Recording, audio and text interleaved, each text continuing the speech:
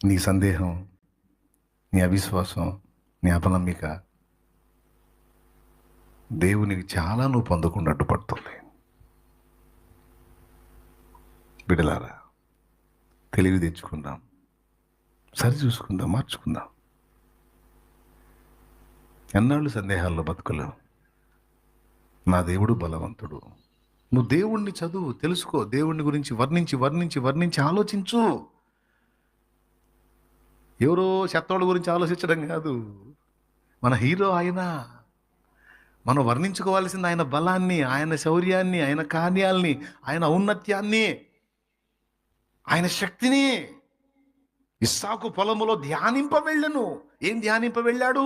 తన దేవుని బలమును ధ్యానింప వెళ్ళాడు, తన దేవుని జ్ఞానమును ధ్యానింప వెళ్ళాడు, తన దేవుని శక్తిని ధ్యానింప వెళ్ళాడు, తన దేవుని ఆలోచన విధానాన్ని, ఔన్నత్యాన్ని, శౌర్యాన్ని, పరాక్రమాన్ని ధ్యానింప వెళ్ళాడు.